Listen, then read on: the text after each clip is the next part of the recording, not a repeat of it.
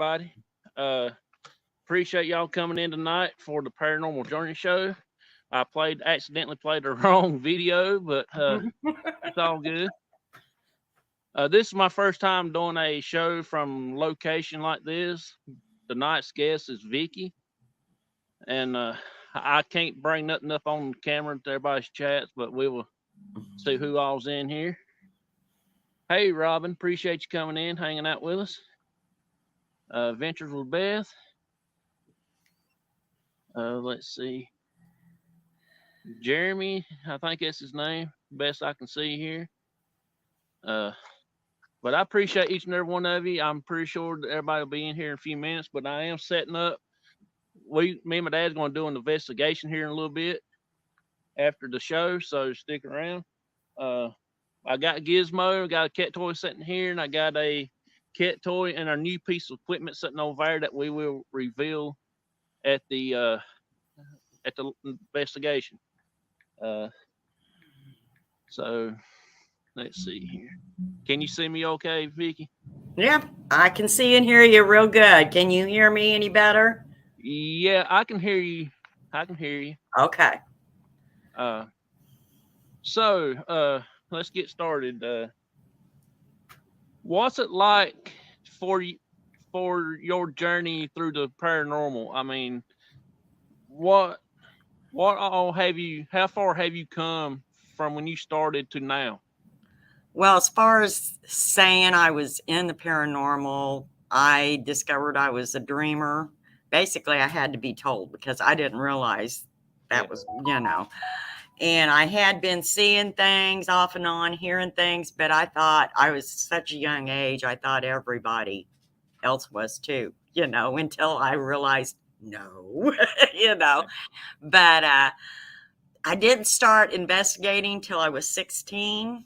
And it was because I had a very close and personal, I'm going to have notifications going off because I shared you out and I've got my phone dinging and my laptop's dinging it. But anyway, my grandmother appeared to me. And it was something that solidified, hey, this is definitely it. And I had seen things at places and I still was skeptic, so to speak, about it. But when this happened with my grandmother, I mean, within 3 weeks, I did my first investigation.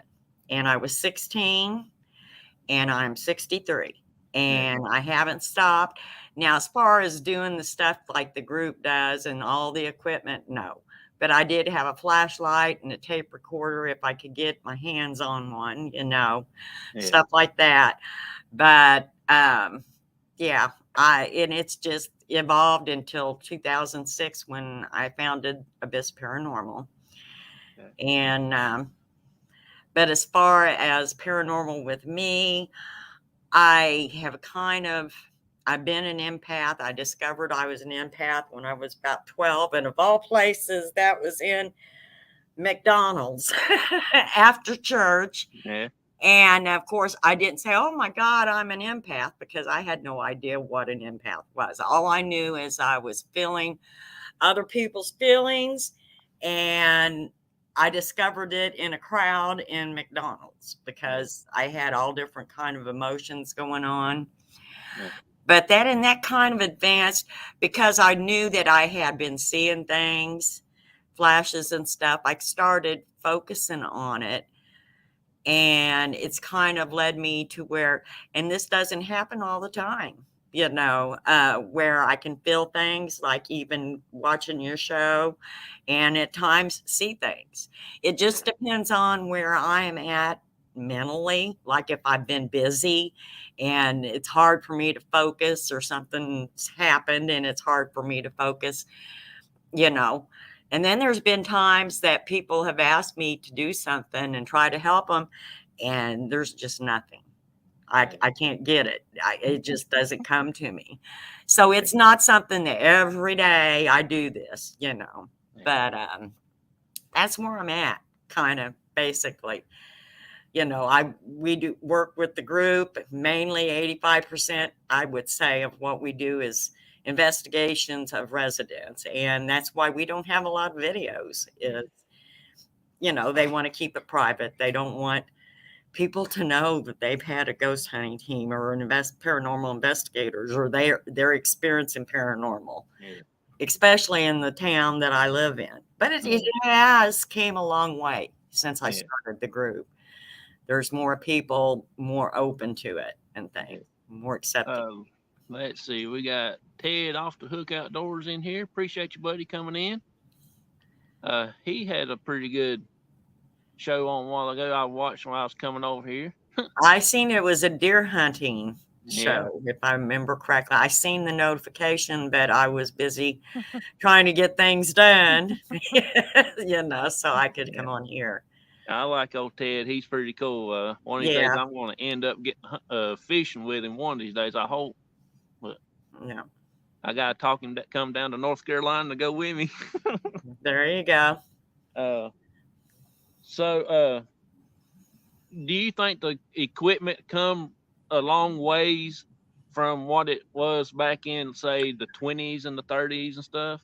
Oh, well, yeah. And I mean, the experiments now, back then, they had like tape recorders, but it was reel to reel, and then it went to cassette, and, you know, and now it's digital. But when we started the group, and I still love to do it, I use the old school techniques. I do use wind chimes, and we have something, and I have not used it in many years, but we would take the Mylar strips, like streamers, the metallic streamers for birthday parties and things. And I would fasten a heavy washer at the bottom of them. And I have, I think it's like 5 or 6 of them. And if someone had experienced a lot of times as seeing a spirit come through a doorway, I would hang these up at the top of the doorway. And because it had the weight of the washer, that, you know, had to be something coming through, you know, to move, to get them to move. And I always had a camera pointed at it to see if we could catch it moving, you know. But I used to use baby powder, and it doesn't take much. You don't get carried away with the baby powder, you know. And actually, baby powder has caused me to be able to debunk some stuff. We had a woman claiming that she heard a lot of like a baby's footsteps and things. And I ended up finding very large, it had to have been rat footprints in through the baby powder. And she said she put some traps out and caught a couple of them, and she hadn't heard it since. So we think that that proved what it was that she was hearing and thinking it was a small child, like a toddler type of thing. But yeah, the equipment has really advanced. A lot of this new stuff, I have a hard time believing in a lot of it. But if you just go back and do the simple things, and like we did when we first started, because when I first started, we had all this equipment, but I only started out with a flashlight and a K2 meter that I had to stick a penny in to keep it on. And a recorder. You know, that's why I had to learn. Then, like I said, my first investigation was a flashlight and a cassette recorder, you know. So, yeah, it's come a long way. The only thing I have issue with is, and Ruben is our tech man, and he's very, very smart on stuff. To him, it's great to have all these different things that they reads, you know. But I couldn't read it if I wanted to. You know, I mean, he could say it's reading this and this and this. Well, that's good. Now, what the hell is that? You know, that's how I'm looking at it, you know. But Ruben, he does. And what he does is if something activates at a certain time and a certain speed or whatever, then he'll take the video and go take the timestamp off of when it acted up, and when it reacted, I should say, and look at the video at that time to see if he sees anything, you know, or same with the voice recorder. So it's a backup on evidence if we do get something, you know. But as far as me being able to use it and be able to understand, no. I mean, I suck at putting videos together, so y'all just need to hang it up on me, you know, being very technical, you know. Yeah. Looks like that new camera I got is supposed to be able to hook it to Wi-Fi. Mm-hmm. I got so mad at that thing. If I could, I'd bring it out here and throw it in that creek right there. Maybe you need to talk to Ruben about it, because we got a set, and we've got 5 cameras with it, and it's wireless. Yeah. But even if it's wired, Ruben knows more about it. I was reading on it before when I ordered some of it. He had some of it, and I was like, how are we going to do this? Oh, he's like, oh, it's easy. You know, we'll do this. I got to have certain settings and blah, blah, blah. So maybe if you talk to him, maybe he can help you out with that. Yeah, You know? I just bought it. It just came in the mail on Monday, and I got home, and I've been working on it for the last 2 days, trying to get it hooked up to the internet on my phone so I can start streaming with it out on location. But it's not what you think it is. You got a lot of more junk to do with it, and I'm good with technology, but I'm not a brain, a whiz at it, you know. Right. Well, just keep using the handheld and just download it. Yeah. You know, that's what you got to do. I mean, when we first started the group, we had the old tape ones where you had to change the VCR tapes. Yeah. I mean, it was like a big block, you know. Yeah. And I think it was every 2 hours we had to go and change tapes in it. Yeah. And but you know, it's different now, you know. It's just like I cannot look at any of our old videos and stuff because Windows has changed, and the new Windows and stuff will not play the old stuff. And it's sad because I had a lot of great evidence and stuff. And I even burnt it off on, you know, DVDs and stuff, but it won't play. The computers won't play it. Let's see. We got Blue Sky in here. Hello, Jonathan and Vicky. Hey, guys. I appreciate you coming in. Thank you so much. Bus Stop, how you doing? Appreciate you. Let's all connect to each other, one another. Hey, yeah, y'all go ahead and check each other out. So, what do you think about all these teams that's popping up and everything? I mean, the journey for all of them. You think most of them will probably succeed if they would do, if they do right with investigations? Yeah, I think anybody that fakes or in it for just notoriety, they're in it for the wrong reasons. And I don't think it may be the opposite. It may go because they're more of an entertainment type of thing. But only thing that does is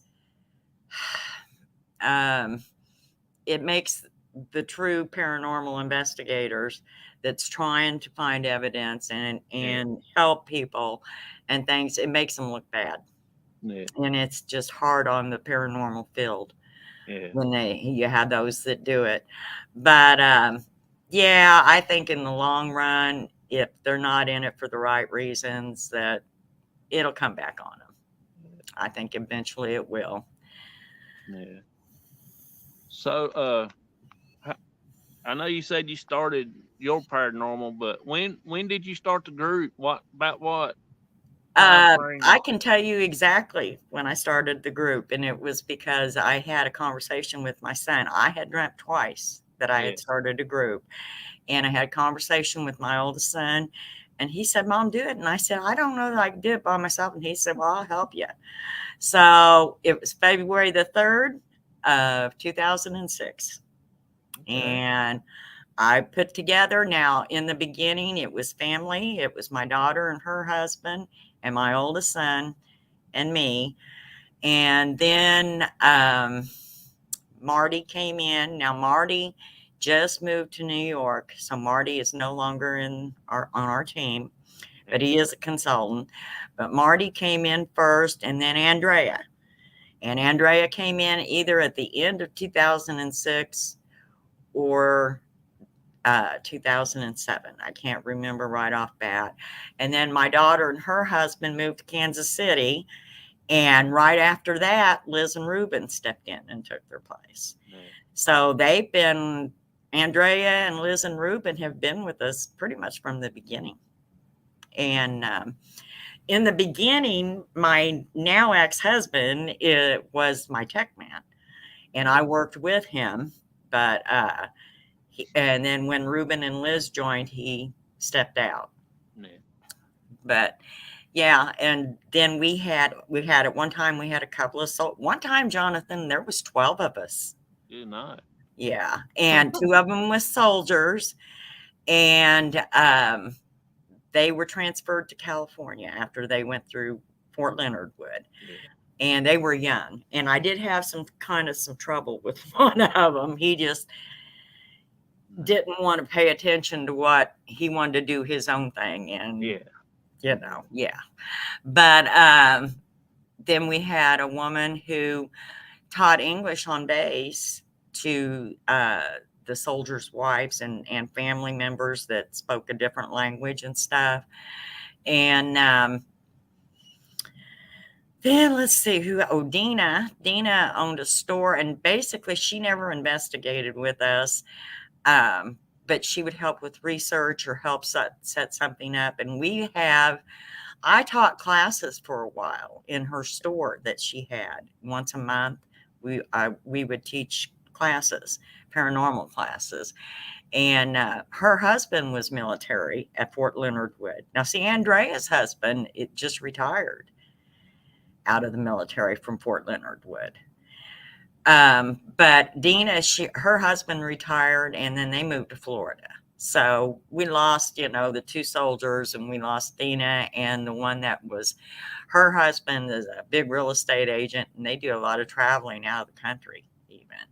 So she's no longer with the group. Hey, also. May, how you doing? I'm not ignoring everybody in chat. It's just I'm busy talking, running off at the mouth, and not paying attention. She's in here. I just didn't realize I can mash chat on here on this thing. Huh. Finishing up Devil Days for tomorrow. Listen, hey, appreciate it. You gonna bring us some? See what Steve said. There you are, been waiting on you to go live. Yeah. I was running late. I had several things to do. I was messing with that camera I bought, and I'm aggravated with that thing. So you didn't throw it off the bridge like you did Gizmo? It might go off in the bridge. Yeah, I've actually got to get another Gizmo. This and here's all chest is all broken up, and it's getting bad. Yeah, when you get the new one, you have to put him next to him and let him tell him what to expect. So he'll be ready to go for you. Yeah. So he said, if he comes at you, don't let him throw you off the bridge.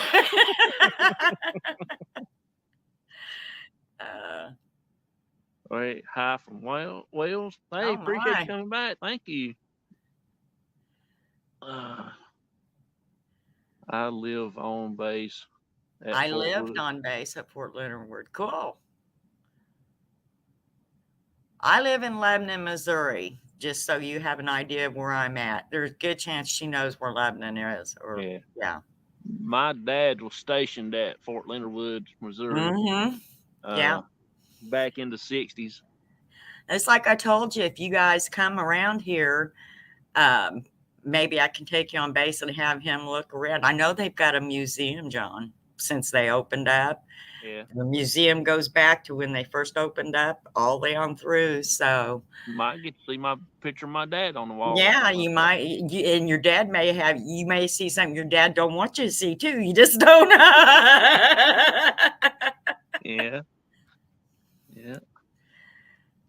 I would love to go up there, cause just somewhere my dad's been. And I heard when I was little, he talked about Fort Leonard Wood. When he was there, he talked about his basic training and all that stuff. And that's where I got my love for being in the military. But when I got Crohn's disease, I started applying for when I was in school, and they wouldn't ever take me. They wouldn't even, they'd take my application, throw it in the trash can. Yeah. So, because I had my surgeries and stuff like that, and You had health conditions that yeah, and was they said, kind of, no, you can't do nothing. I can't even go clean trash cans for them. You know, that's how bad it yeah, was. yeah. So that's all right. I still got my dad I can support and spoil and everything, and have a good time with him. Yeah. I just live through his stories. Oh, yeah. Yeah. It'd be kind of interesting if you guys were able to come and go on base, though, for him, Yeah, especially kind of go back. And now where Fort Leonard Wood is now, it's south of Route 66 that runs down through there, and I-44. But before Fort Leonard Wood, north of 44 and 66, it was a fort. And they were there when the Trail of Tears went through. And so it goes back to the horse and cavalry and all of that. Fort Leonard Wood does. yeah. Before it became actually Fort Leonard Wood. I can't remember what it was called. Hey, how you doing? Appreciate you coming in. Salute to Crossover Johnson. Hey, how you doing? Appreciate you coming in. So what I forgot now what I was going to say. What is the most memorable? I mean, you ain't got to give out the location, nothing like that. But what's the most memorable experience you had that you can tell right off? If somebody asks you about it, you can tell right off quick. Oh my gosh, John. I'd have to say it was one of the first times that I caught a picture of an apparition. And I had managed to do research on the location. It was an outside location. I can talk about it. It's called Crybaby Holler. You know, every state's got a crybaby something. Yeah. And I had done, of course, my dad, he knew about the place.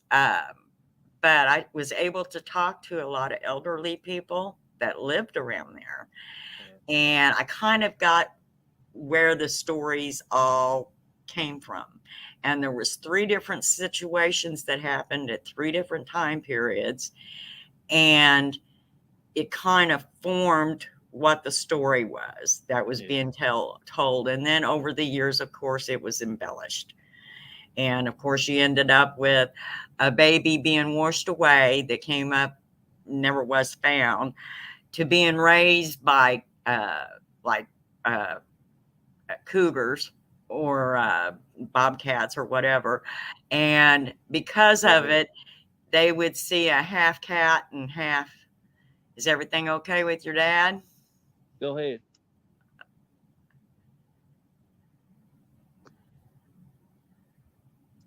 Go ahead.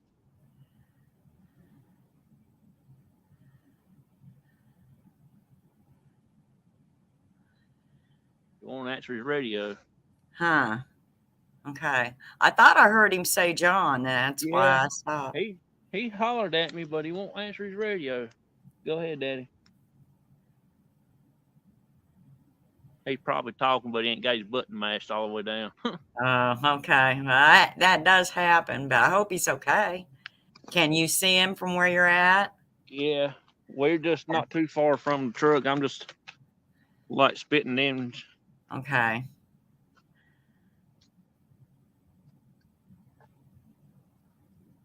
What? What?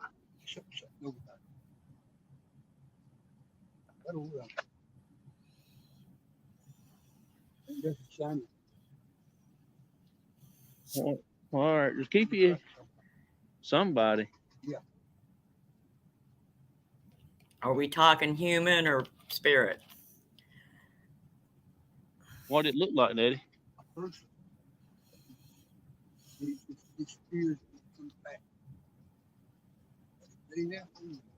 All right, well, just keep your window rolled up and locked up. We ain't gonna be much longer out here.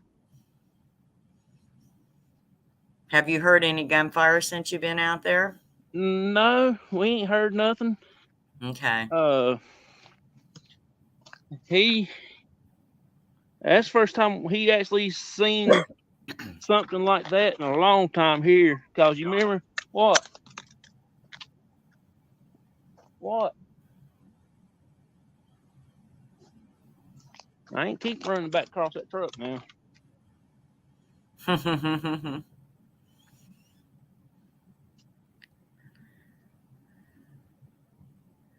Let me see what's going on.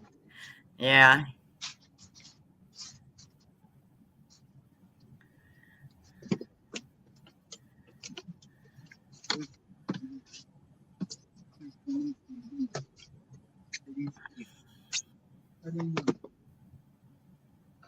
All right. Well, hang on one second here, y'all. No problem. I'll take y'all in the truck here because it's warm for a minute. All right, dude. Now, what did you see? I don't see it right now. But it's something right in there. I see it every once in a while just sitting there. Get up and move. Well, did you shine your flashlight over there? Yeah. That big spotlight? Oh, I didn't shine here. Well, get your big spotlight out a minute. Roll your window down so you won't blind yourself. I did that one time. I did. Now, where do you point? Right in there. Sitting there. Little black spot behind it. Yeah. That leaf right there. Yeah. Right behind it there. All right. Well, we're just gonna sit right here a minute until I see something other, but we'll still do the stream, okay? Look like mist in the flashlight light. Yeah, it is a little bit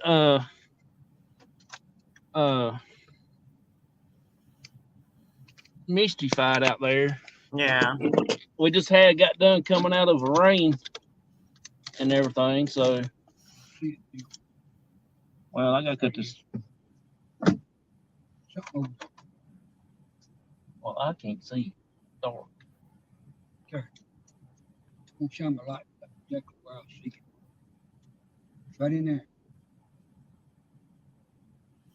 I move my lights. It's like an eyeball right there. Does he think it's an animal or a person, John? Keep your eyes peeled, Daddy, and let me put this thing off right here so I can see something other. This light's about to blind the dickens out of me. We're just gonna sit right here and we'll just look and see if the cat toys come on, but we'll finish our stream. Right. All right. So Trying to be safe than sorry. yeah, this is where my dad got to see that face come into the window that night. Oh, okay. And me and Mason and who was that with me? Austin. We was in the graveyard. My dad went and sat back into the truck, and actually, it went about 5 minutes. He was flicking his light at me. He's like, "Come here a minute." And I just brushed it off. I thought he was just messing with his light, trying to get it cut off. But I went and checked on him. I told Mason, I said, "Man, I'm going over to the truck, check on my dad." And next thing I know, when I walked over there, he was white as a ghost. I mean, he was white as a sheet. Yeah. I never seen him so scared. I mean, he was just like nervous, and I never knowed him be scared in my whole life, you know. Yeah. Well, you know, it had to been something for him to be shook up like that. Yeah. There it is again, John. What is? I don't know what it is. I see it. Right in there. Right in there. Comes up there and then it stops and then it goes away. That's where I got my light shining right on it. All right. Well, just roll your window up and don't let all this nice heat out. Maybe I have a little bit of air. I see it. Well, I know you ain't lying. All right. So now something else I was going to ask you. Well, I forgot what it was. I don't mean to cut you off a while ago. No problem. That's more important. All right, let's see here. I done lost where I was at in the chat. Oh, happy Thanksgiving to everybody. I appreciate y'all coming in. I hope y'all have a wonderful Thanksgiving tomorrow. Let's see. Those gunshots the other night had me worried. Yeah, there was a lot of them, and they were so rapid, you could tell they had something more than just a shotgun or whatever. Yeah, they was pretty close too. Yeah. Yes, you can take tag color, fake tag color from your face. Oh, yeah. You can't fake the color draining from your face, is what she's saying. You know, they had to be real. Yeah. Yeah, it was. I mean, I was actually worried about because he just came out of the hospital for about a month right there. It wasn't too very long after. Yeah, I remember. I honestly did not see it when you was live or whatever with it. Yeah, but I did go back and watch the video. Yeah, I did do that. Same to you. Happy Thanksgiving. I ain't gonna swear to it, but I just saw something that walked across the front of the truck here. You had a light in the back flashed. Was that a reflection? That was me hitting the wrong button. Okay. Cab light, come on. Okay. Yeah. I just seen it and I was like, I know it wasn't a car light or whatever, so something flashed behind you. We're the only one on this road right now, so I mean it is a crazy night tonight. It's got another feeling like it was the other night. Okay. I might not get to do an investigation tonight. I'm a little tired. Well, before you even went live, you already had cat toys going off. Yeah, I had a cat toy going off, and I didn't say nothing, but when I was sitting there on that stool talking to you when we first got started, there was something there tapping me in the back. Well, didn't pinch your butt, so you got lucky. Yeah, it didn't pinch me this time. Yeah, but it was crazy. There it is again. Yes, May, the recliner's still there. He said it doesn't look like it's been moved or anything either. Yeah, it don't look like it's being something come out right there like shit. I know that. So I mean, have y'all ever just drove around going to a location and you drive through an area that you just felt so bad that you couldn't tolerate it much? Yeah, we've done that. We did investigated a cemetery way out in the sticks, and it was on a dead end, and just driving out there to it. Yeah. And of course, it was late of a night, but there was no houses. I mean, I bet you we drove 5 miles and absolutely not one house. Yeah. And it was just, you could tell that it was creepy. And in the cemetery, there was a lot of odd things. First time I heard children was in that cemetery. And Marty was with the group at the time, and he's psychic or medium. I don't know what he wants to title himself as, but he told me when we first got there, he said, I hear children, and I thought I heard it. And what we was hearing was them doing Ring Around the Rosies, saying Ring Around the Rosie, Yeah. And he pointed back in this back part of the cemetery. When we went back there was like 8 children's graves, and they'd all died around the same time. And it was from the fever, when the fever went through. But yeah, I have just, before you even get to a location, have been driving down roads, and you're like, this is creepy,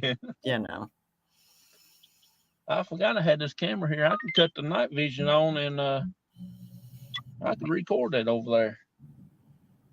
There you go. You mind sitting there holding that daddy over, pointing over to you? Dude, just mash that red button right there on the back, and it will record. You got to roll the window down, don't you, to get the glare. Just point right towards where you see that and mash that button right there on the back. When I mash it. Whenever you want to. Now, Yeah. But you got to make sure you point it right towards where you at now so you can see something. Hey, you got to get the lens cover off of it. Hang on a minute. I'm sorry, Vicky. No problem. I left my bag out yonder. Got my night vision camera in it. Don't worry about it. It won't work because I gotta have that light fixture on it. Do you have a field camera, John? Have what? A field camera where you put a camera out for catching where the wildlife is traveling? I do, but it don't stay working long enough. Oh, okay. Something that drains the batteries in. As soon as I put a brand new set, it just drains it out. I was gonna say, if you had one, when next time you come there, bring it and set it, point it towards where your dad's seeing this, because it only activates when there's movement. Yeah. And I might have to do that because it'll last no longer. We doing investigations. It probably will last. Set on one of those small tripods and point it that way behind the truck. Yeah. But we ain't gonna be here long. I don't think we'll do an investigation. I'm tired. Your dad seems to be uneasy. Yeah, he gets like that every once in a while, but here lately when we come to the bridge, it's pretty bad. I'm actually worried about him a lot. Right. Well, I know he's been feeling an awful lot. The last time he was there, he didn't feel right. Remember? Yeah. And it took him a while to kind of come out of it and start feeling better. Yeah. I was wanting to do an investigation. I want to try that new piece of equipment out and see if it will work. What do you feel like, Daddy? You think we ought to? You want to do it for a little while? Or you be good if you sat here, or do you want to come out with me? I'm gonna go out there and see it. Okay. I got some cat balls in my pocket. I got 2 setting up, and I got another 2 somewhere in that bag. I got tired of digging around for them. I'm not organized, I should say. Oh, everybody gets, and there's so many times I think, okay, I've got everything just like it needs to be, and then one little thing will screw everything up, and it's just like trickle down effect on it. In there, whatever it is sitting right in there.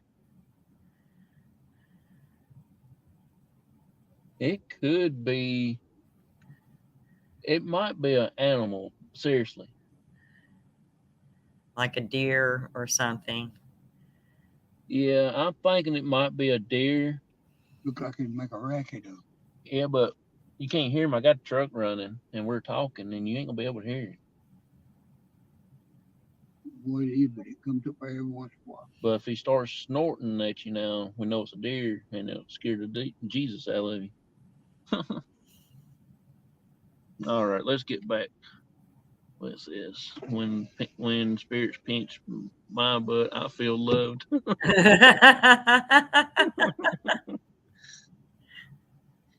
Well, I felt something there, but boy, it hurt. Well, you said it left marks. So. Yeah, it did. It left marks. Sure did.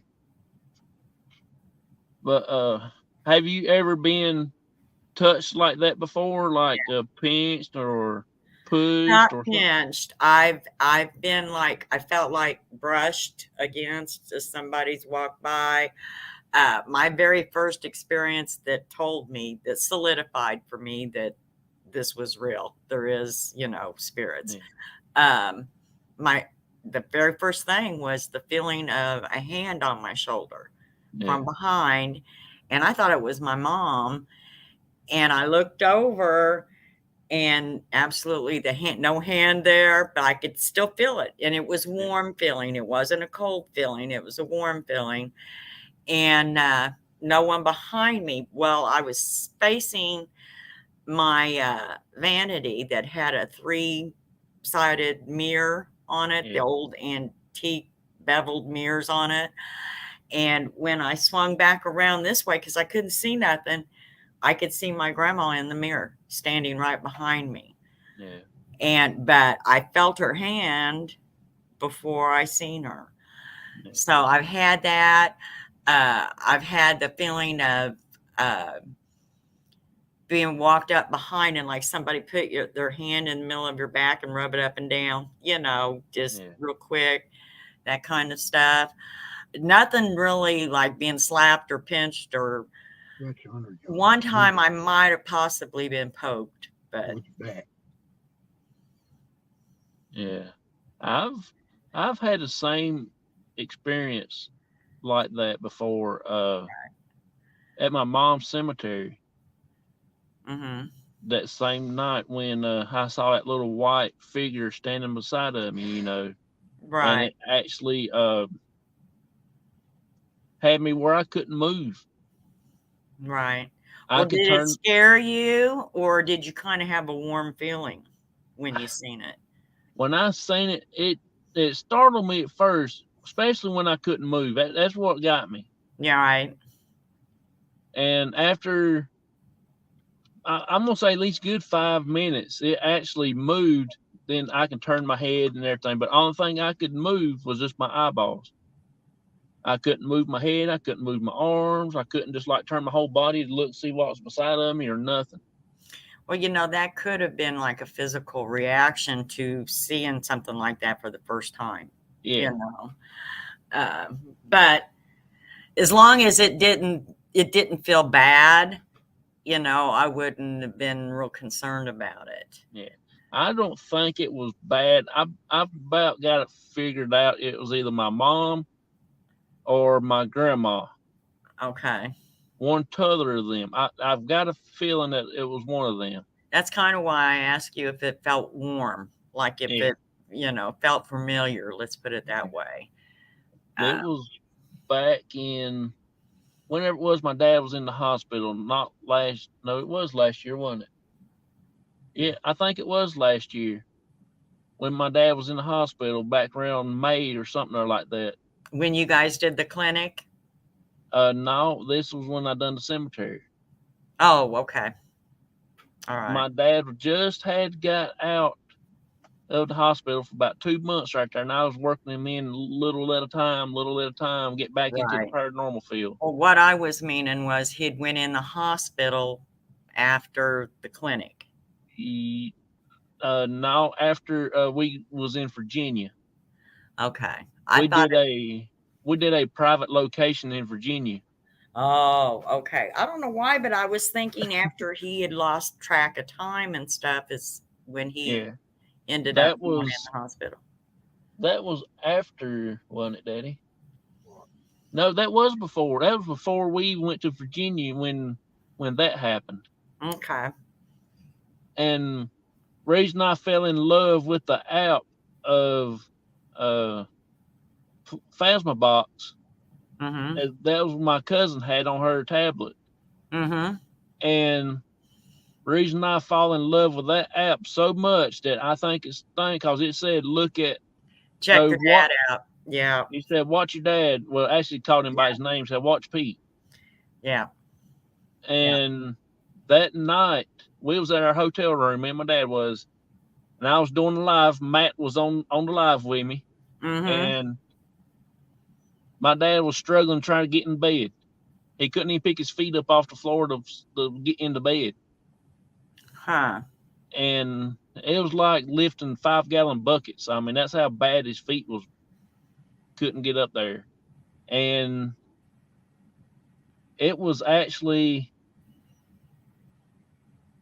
I don't know, it was about 12 o'clock that night. I rushed back from Roanoke, Virginia, back to Mount Airy, North Carolina, to put him in the hospital. I remember you was upset, very upset and worked up. And now, ever since, I'm working on trying to get that Phasma Box so much to do that, because My there's that memory of you guys using the Phasma box is when it told Joseph he needed to settle down. I never laughed so hard in my entire life as that because, that quite was crazy. honestly, I was thinking he's going to have to calm down or he's getting too worked up. And then it said that Yeah. he needed to do it. You That know. was actually crazy night. Let's You ain't gonna investigate. You need to go out there and get your let's stuff. see. Steven says I have had it to feel like a force didn't want me to get up out of the recliner one time down at mom's house. Did it feel Yeah. like you was being held down in it, Stephen or Stevie? This again. Well, if it keeps on showing up, I'm gonna go over there and ask him what's his problem. Right in there now. Right there where my light's shining. Was right over there.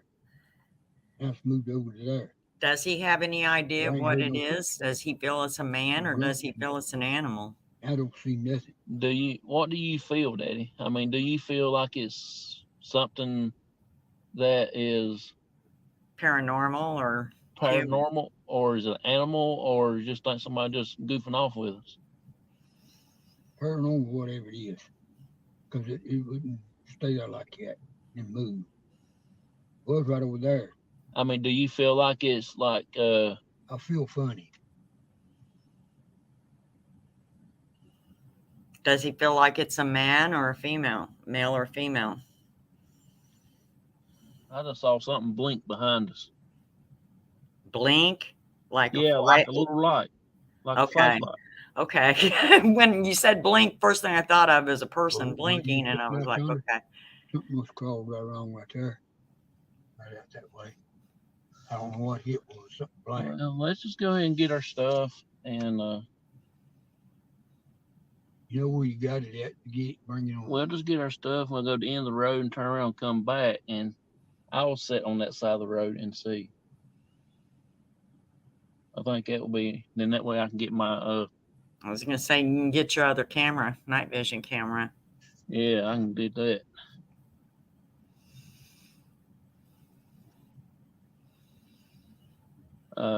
Who is, I can't see the Facebook side, so I don't know who that's going to be. Yeah, all I'm seeing is Facebook user. Yeah, I don't have my computer with me because I normally check my Facebook on my phone, but I don't have my laptop. I'm working on my phone tonight. I've got my phone on YouTube. So that's all I'm getting on my phone, but I can see on my laptop where it says Facebook user. Yeah. Dark code. It's Yeah, okay. I'm sorry, bud. I yeah. get all tangled up there. Blue Sky said those kind of interaction makes me wonder why Stevie was it just trying to get your attention or what? And Stevie said, I think they were, unless that passed before I was born. Oh, okay. Yeah, I never had experience of my grandpa. He died the year before I was born. So I don't know anything about him just by what my mom and my dad talks about a lot. Yeah. But I think the reason I like listening to bluegrass music, my grandpa will play the banjo. That's what I've always told. So I think I'm living some of everybody's dream. You know what I'm saying? Right. I think everything has somehow passed down to me through them. If that sounds make any sense. Oh yeah, it does. It does. Now see, my mom's dad died 5 years before I was born, so I never met him. And my mom's mom is the one that was Quaker. Yeah. And she passed away when I was 13. But my dad's dad, He was alive when I was born, and I dreamt his funeral. You feel bad? Yeah. Eyes are watering too. He's Well, feeling bad. Yeah, let me get him up at the Age Road. Just can you reach outside right there at that bridge, get that two things right there? That cat toy and that thing, and I'll get this on this side of the road. You know, John. Just reach out there and get it right quick, Daddy. So we can go. You gotta.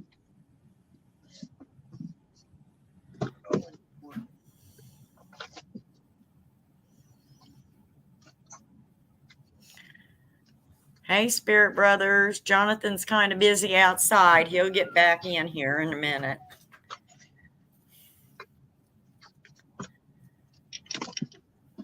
Get all your stuff. Yeah, I didn't have. Right there. I didn't have but a few things to. Boy, that thing is cold. It's wet. I told you I seen it, what looked like a mist or a fog in the light of that flashlight. So it is wet. That stuff is wet as it can be. You might ought to, is that battery operated, John? Yeah. You might ought to later on pull the batteries out just that way it won't rust or whatever.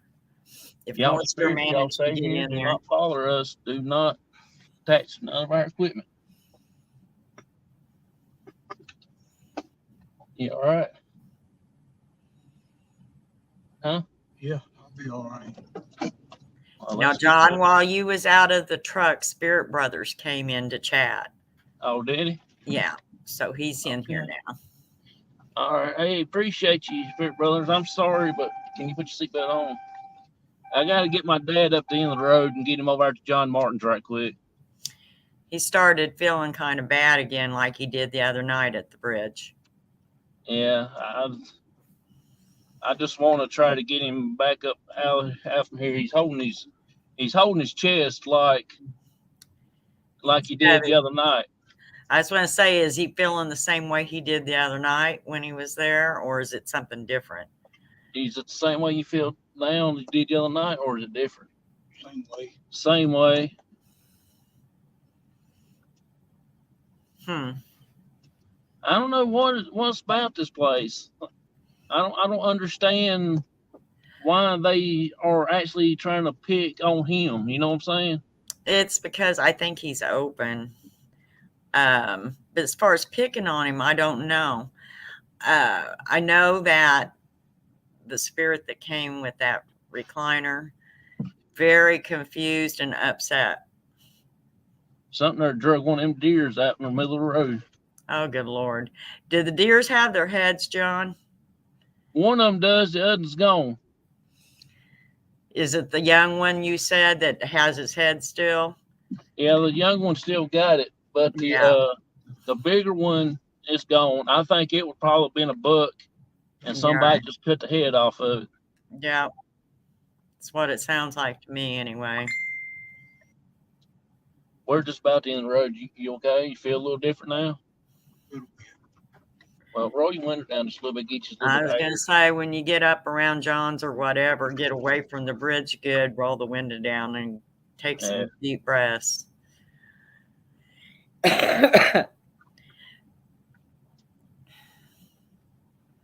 Y'all just try to say a prayer or something or talk amongst yourselves about getting these spirits away from us right now. We might, since we come here more, we might got some stuff stirred up. You know what I'm saying? Yeah. We might just wait. You think about it. About the last 3 times you have been there, there's been some new spirits there. Yeah. You know, you've got this female that likes pinching your butt and this kind of stuff. It's kind of new. That the longest time it was marking that. Let me ask you a question. Do you think that recliner is something has to do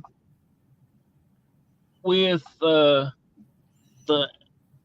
activity that's going on right now? Yeah, it's part of it. I honestly felt, if you remember right, Jonathan, when the other night when you was there, right off the bat, I told you take a cat toy and go set it in the seat of the recliner. I Yeah. felt there was something there. And the more I focused on it, I felt that the person the recliner belonged to was an elderly man. Yeah. And I don't know yet. I was going to have you ask the questions possibly tonight. There's a possibility that this person passed away in the chair, and the Yeah. family just threw it out because of that. You know, I don't know, but whatever is there is upset because the chair is there and he's dead and he's You all confused. right? But it's putting a lot of chaotic energy out there, Yeah. the bridge, and it's just heavy. Do you think other spirits that was there before don't like the new spirit that come in, or do you think that? I just think they don't know what to think about them because they Okay. haven't been there, you know. Yeah. And they're kind of just standing back and letting them do their thing, you know. The other night, I fully expected us to hear at some point in time a female singing, and Yeah. I could hear it, but I couldn't hear the words, but I almost think it was like a female singing gospel songs. Yeah. Is the feeling that I was getting, but that never happened. But your dad started feeling bad too, you know. Yeah. But this is going to happen. I mean, you know, when you've got as many spirits that are there because of the 18 graves and things and the activity that's went on down there, they're going to draw, because they're still there, they're going to draw other spirits there. Yeah. And things like that chair being dumped off, whatever came along with that chair is now there, you know. Yeah. So remember one night, you had somebody looking for their kid, wasn't it? Or their wife. They was looking for their wife. There was a male there and he was looking for his wife. Yeah. And Also, we had that little kid spirit there that was looking for his parents. right. Now, see, I missed that episode. I did go back and watch it, but I wasn't there with you guys live, you know. Yeah. Didn't you guys cross it over, if I remember correctly? Didn't Yeah. Beth cross it over? I think Beth did that part. Yeah, that's what I was thinking Beth had said she had done. Yeah, because to me personally, I feel like that I can't do the crossing over like it needs to be done. Right, right. If you're not comfortable, and I'm this way with anything, and I tell everybody this, if you're not comfortable doing it or using a piece of equipment, don't do it. Yeah. Because there's a reason for it.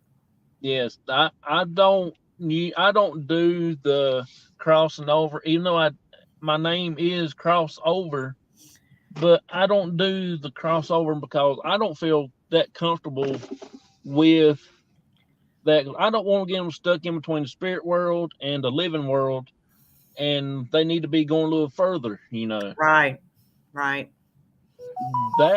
That's my opinion. I mean, a lot of people Well, does if you different. don't have experience in it and knowing the right things to do, and not every situation is to be handled quite the same way. I mean, Yeah. if you've got a spirit that was murdered and things, they got a lot of anger and things in them, and they've got to get past that. Yeah. And then when you have somebody who just all of a sudden died in an accident or something, it's a little bit easier to cross them over. Yeah. But okay, we're okay, Beth. I'm going to look it up and see what your last comments was.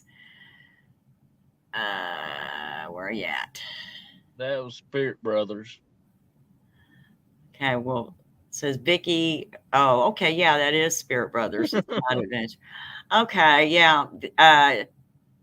They say need to tell the spirits at the chair that it's okay to move on and to follow the light. They don't have to be stuck there. It's okay to move on and be with their loved ones and God.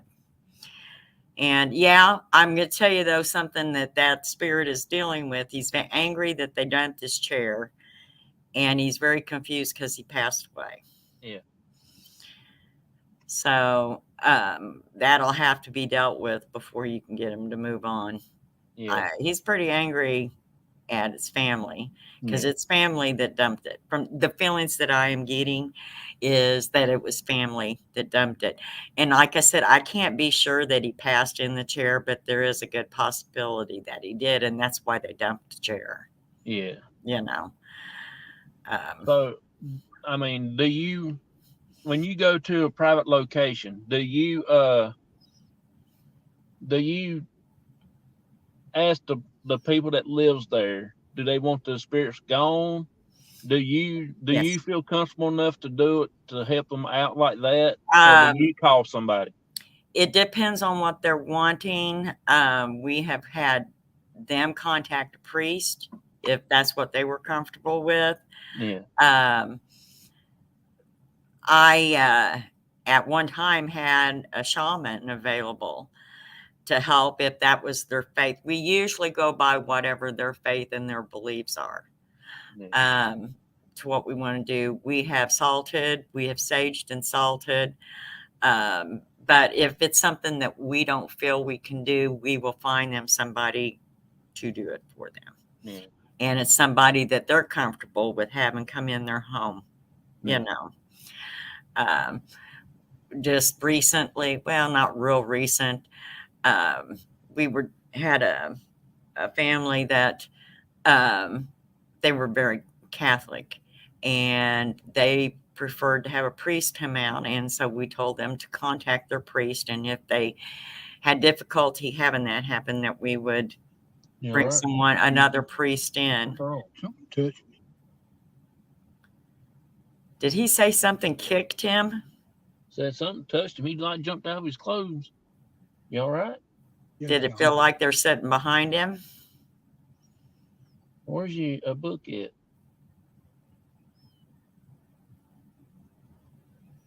I think I put it back in my pocket.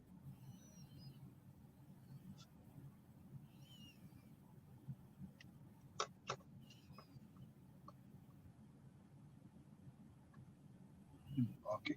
Well, get it out here and lay it right there. Keep your hands on it and stuff.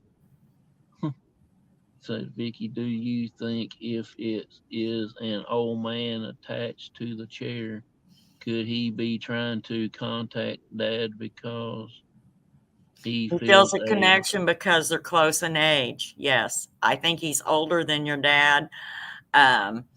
That's why I asked you to ask your dad if what he was seeing, he felt it was an actual human or if it was a paranormal. Yeah. Because I had the feeling there's possibility it was that man standing off in.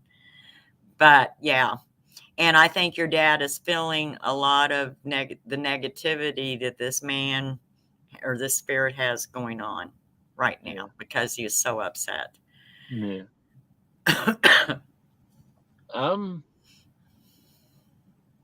It's getting to be a hard thing to do, coming out investigating with my dad.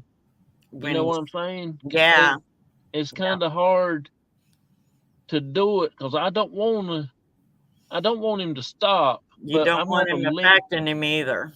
Yeah. I want to limit what he goes and where he goes. Right, right.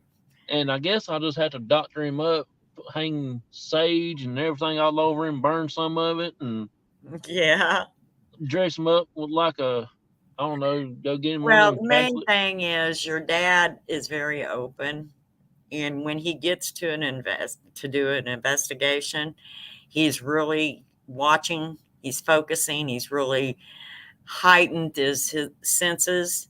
Yeah. So he can pick up on it, and it's drawing him in, but he's taking it in too deep. Yeah. And he's got to be able to say, hey, and cause it to back off, so to speak. Yeah. And, you can meditate. And yeah, I am not disagreeing with any of that. I do meditate from time to time, but I don't see your dad meditating. I just don't. It'd be like me expecting my dad to meditate. He'd just look at me like, right. Spirit Brother said, I had a weird feeling the other night when you drove past the chair. It got a strong energy. I even felt it just watching, and I'm in the UK. Yeah. Yeah. And I understand what you had said earlier, Spirit Brothers, about telling them to move into the light, into the arms of God. But when you've got somebody that is very frustrated, you have to get them past that to be able to get ready to want to go to the light. Because when they're that aggravated, sometimes they want to deal with it, right then and there. They want to try to understand. It's all in being able to communicate with them and get them to understand, what's best for them. But Beth says Pops need to be able to put barriers up so that doesn't happen. Right. He needs to be able to say, stop, this is where I'm, I don't mind if I can help you, but you're not going to affect me.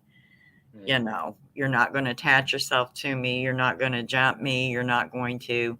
And what I mean by jumping is trying to go inside and kind of take over. And it wouldn't be like a possession. It would be just like wanting to temporarily go in and take control, which I think the way you described your dad when he sat in that chair and he kind of just spaced off, I think that's kind of what happened. Yeah.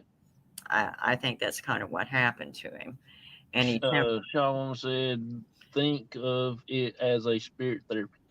Yes. Yeah, we're gonna work on that. I want to try to call a meeting one night, and we will talk about this as a group, and just to, especially for our older members, because I think us younger members in the group, I think we have a little bit more close. We're close more than like my dad and my aunt is. They're on up in age and everything, and I think there'd be more.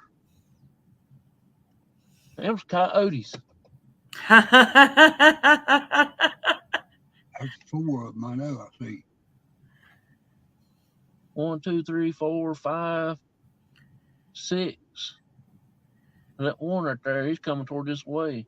He's still sitting there. Good thing we didn't get out up there. That thing might done chewed us up. Let's see what Spirit Brother said. Yes, I definitely agree.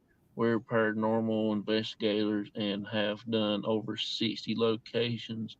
It's getting them past the barrier if they can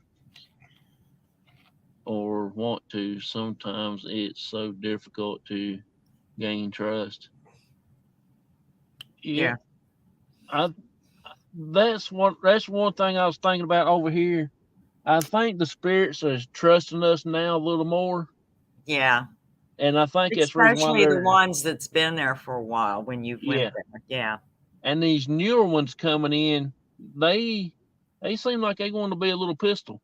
Right. Well, when the female and that one male, it was like 3 times ago when the first time you was pinched. Yeah. Okay. They were really curious. And I felt it. And in the beginning, they kind of stood at the edge of the road and kind of watched you at the one end of the bridge, and then they came up. Yeah. But they were curious because they had no idea why you was there and what you was doing, So Spirit Brothers, the coyotes they done went into the woods before I could get the camera turned around. Well, if you see him again, spin it around so he can see a coyote. I will, just as soon as they come back up. But they pretty fast. Yeah, they are. It's getting cold now, so a lot of weird animals are starting to move around and stuff like that. They're out gallivanting around trying to find food and stuff. Right. Well, and also it's deer season, so you've got a lot of gunfire, and they're going to be moving around. And Yeah. Spirit brother. No, coyotes is about like a regular sized dog, just about a normal sized dog.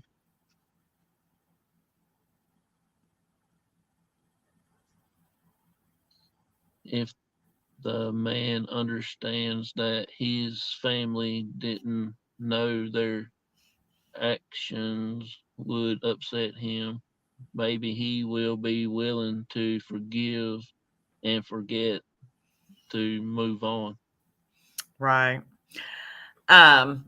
One thing that I also had thought about, you remember you seen the recliner, and then when you went back, you seen the remote.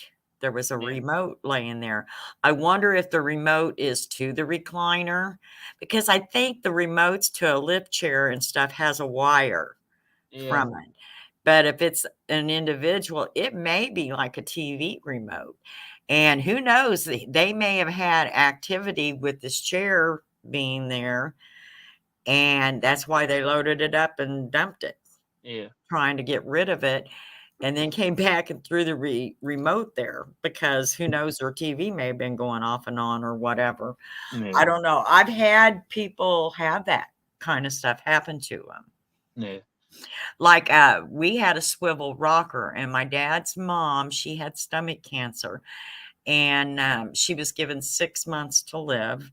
And she came and lived with us, and we took care of her until she passed away. Yeah. And we had this swivel rocker, and she absolutely loved it. And she had a certain way of rocking in it. She would rock forward, and then she'd kind of swivel it to the side, and then rock back and swivel it back. And I kid you not, for at least a year after she passed away, hey, Don, a year after she passed away, we would be sitting in the living room, and all of a sudden that rocker would start moving, and it would do that little twist just like she used to do. Yeah. And I freaked out a boyfriend. We had went out on a date and came in early because the weather got bad. And I told him, I said, if that chair starts moving, don't think anything about it. It's just grandma. And he kind of laughed. And I got up, and I think I went to the restroom. And when I came back, he was standing at the front door. And he said, you weren't joking. I thought you was just joking. He said that chair went to rocking, and he said, and it moved to the side. And so I knew it was grandma. And I said, oh, no, I wasn't joking. Yeah, it's just grandma, though. She wouldn't hurt you. Yeah. And he kind of creeped out. So we ended up going out on the front porch, because he didn't want to stay in the living room where that chair was. So, but I know things like that can happen, you know. Yeah. And it's like Spirit Brothers said, the spirit doesn't realize that the family don't think about it affecting them. They think he's moved on, you know, and that it's not going to affect him the way that it has. Yeah. And that's why he's got to come to terms with these things, though, before you're going to be able to convince him to cross over. Yeah. That's the same way like when somebody remodels a house and it changes the thing that the spirits were used to when they was alive, when they built the house or whatever. Right. And if you go and remodel it, you're going to stir up some kind of stink in there. They're going to get Yeah, they're going to say, hey, I don't like that color, and don't you dare do, you know. Yeah. Now, the house I live in, Jonathan, is 123 years old. And back in the 80s, my cousins lived in this house. They rented it. And my mom told me, Louisa has a ghost. And she was very straightforward and detailed to come down the stairs at 5 o'clock in the morning, walked right past her and went into the kitchen. And then that was like in 82 or 83. And then in 87, I lived down here, and Louisa's granddaughter was staying with her for a couple of weeks, and she wanted my oldest daughter to come and stay the night with her here. And I forgot all about it. And when I went to pick her up, the first thing she said when she crawled in the front seat of the car, she was 7, was, grandma's got a ghost. And I asked her what, and she told me almost verbatim what my mom had told me. It come down the stairs. It was an older woman, and just walked right in front of her and went in to the kitchen. And then I asked her, I said, it didn't say anything to you? And she said, no, it didn't even say boo. Yeah. But she was 7, you know. Yeah. But it was a residual. And quite honestly, I've seen her a few times in the 8 years I've lived here. And I've also seen him. Yeah. And I live 1 block from a very big funeral home. So I do get visitors off and on. Spirit Brother said, if I was there, I would set down a necrophonic stew on the chair and give the spirit a voice to ask questions and Mhm. gain that trust and explain they don't need to be afraid and it's okay. Yeah. If you can get your dad to keep feeling good, Yeah, you that's don't want to get him too close until he gets this under control, you know. yeah, that's my thing. Yeah. I'm gonna have to see if I can't bring Michael over here and maybe bring Rick back. And see if they can And do something about it. A lot of what your dad is feeling is this gentleman is getting close to your dad physically, walking up around your dad. And he is so negative and so upset that it's causing a heaviness in your dad. yeah, And it's affecting him, you know. yeah. When I first realized what was going on with me, I mean, I'd be in such a great mood, and in the blink of an eye, I wanted to cry. Yeah. And it was because I was walking and being around different people, and I was taking on what they were feeling. And it scared the crap out of me at first. I was like, what the heck is going on? You know? So it's that way. It's something you got to learn how to, I can make suggestions on him to do this and do that, but he's going to have to do what's best for him, what he feels best at doing. Like I said, I don't see him doing meditation. You know, it's just not something I see your dad doing. Yeah. But he can, when he starts to feel that way or even thinks that he's going to, he don't even have to verbally say it. In his mind, he can say, okay, no, you've come far enough. You're not going to affect me. You know, you need to back off. And it takes practice in a sense, you know, having to be around it and then learning to mentally have it not go any further. And learn to mental block it is about the best way I know to describe it, because that's what I do. We're gonna try some of these new things that's been brought up to our attention here last couple times we come over. We're gonna try everything different, go about it, you know, everything different, and we'll find which one works best for them at that particular time. We'll keep using it over and over and over, you know, until we get the spirits understand, hey, you can't go too far. You're not allowed to do anything like that. You all right? Yeah. You see something else? Huh? Thought I seen a shadow right yonder, but I don't think it was. Spirit Brothers is saying also maybe an idea is to get some spray sage and just cleanse the chair. Right. You never know, the spirit attached may be a nice spirit. They just simply scared. I think there's anger there. That's why I said he's going to have to get past the anger before you're going to convince him to cross over. Yeah.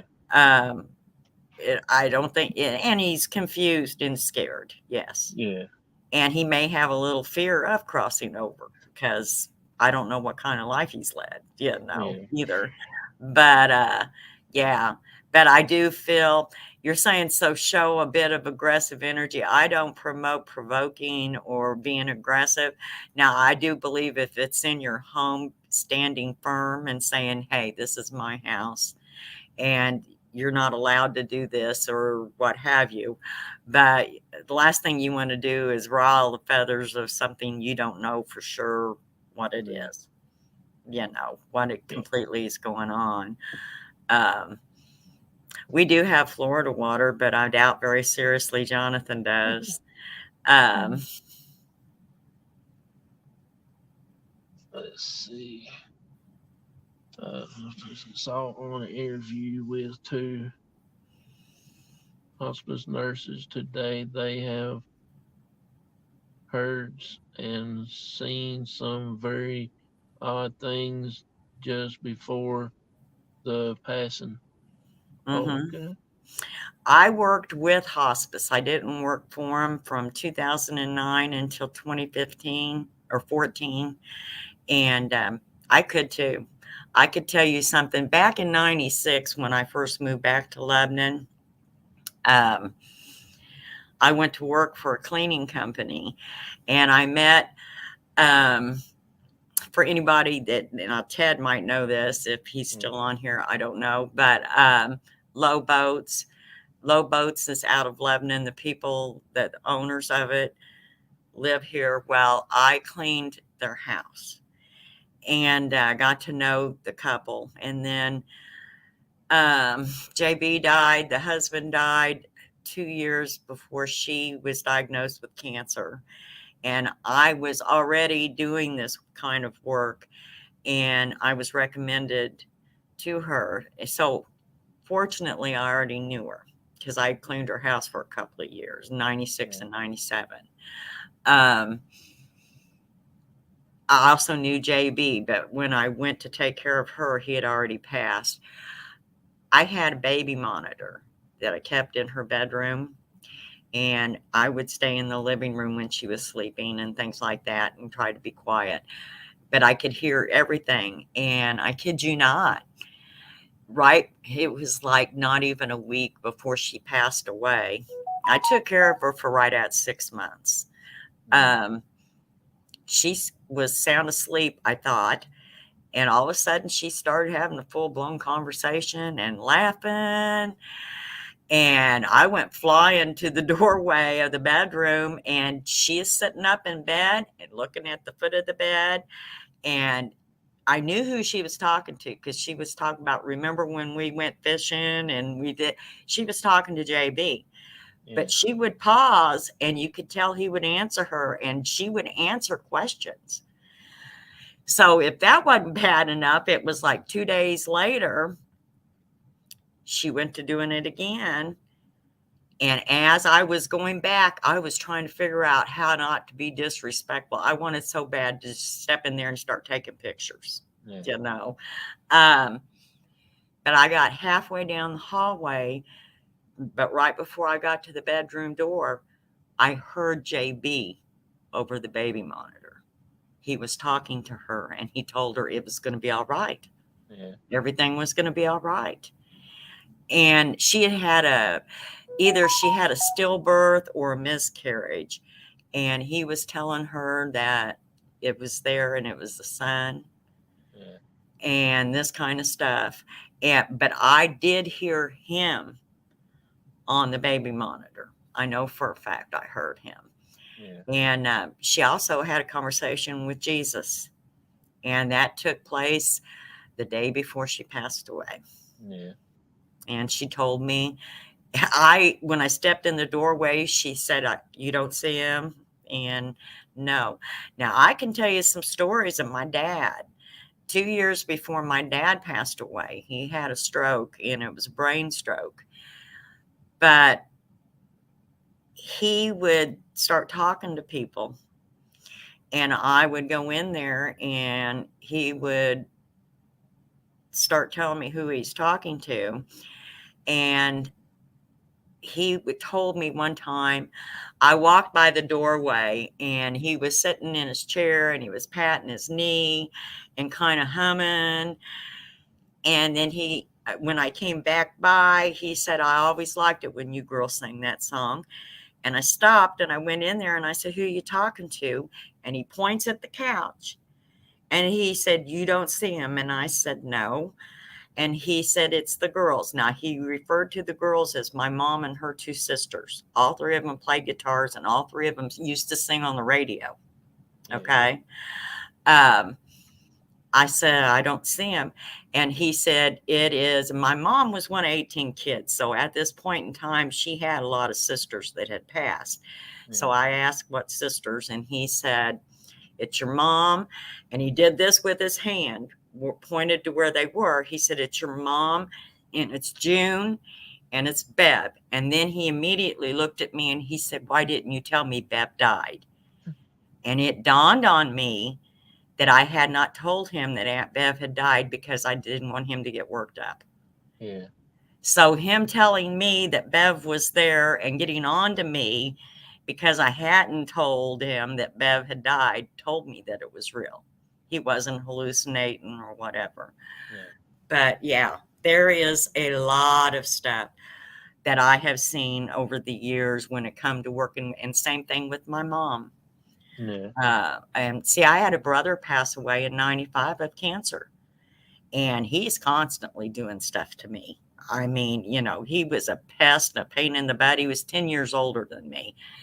And today he will do it. What is it you're seeing?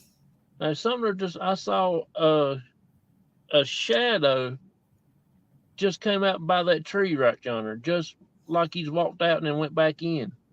Huh. Now, where are you at? I'm at John Martin's house at the Rock House. At the house, at the Rock House? Yeah. Okay. That's what I wondered. You had said something about it, but I didn't know if you actually went all the way up there. Yeah, we've been sitting here for at least good 30 minutes. Is that shadow over kind of towards the graves? No, we're on the road, so the grave is to the right of us, about 150. So it's walked down beside you now, hadn't it? Yeah, I heard a noise like not a coyote yell, but a yelp. Something other. It sounds like it's right here beside the back glass.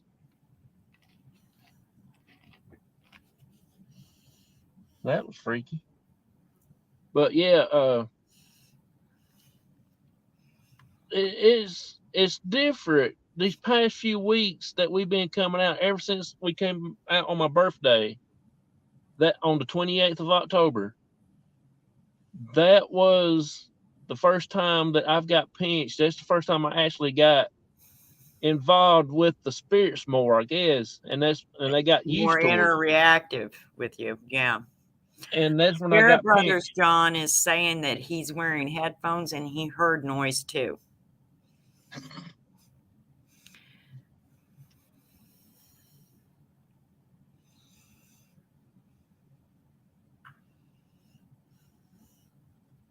There's something right here. I mean, it was just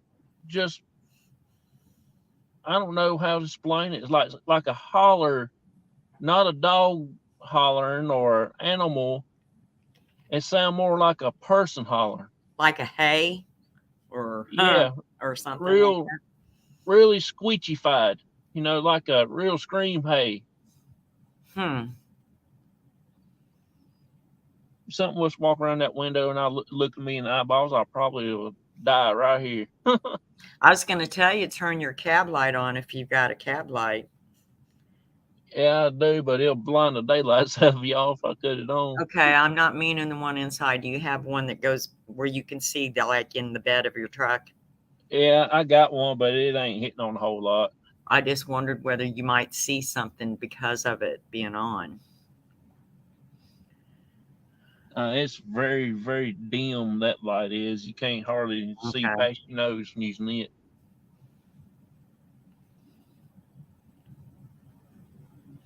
It sounded to me like a coughing noise, but a female. Yes, that's exactly what I heard. That is exactly what it sounded like. I didn't know how to describe it. Yeah, you're saying it's high pitched. Yeah.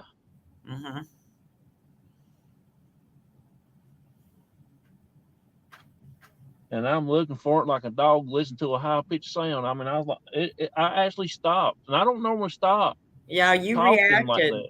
You reacted completely to it. Your body reacted to it. That's crazy, and we ain't never got nothing like that here at this place. I mean, that's not like John Martin's area. Right. I've always felt a lot of calm and good energy there around the house. Yeah. He said it was a deep noise. It was very high pitched. Yeah. Yeah, that was wild right there. Now, I mean, I never. He's saying he heard it literally a split second before you turned to look. Oh, really?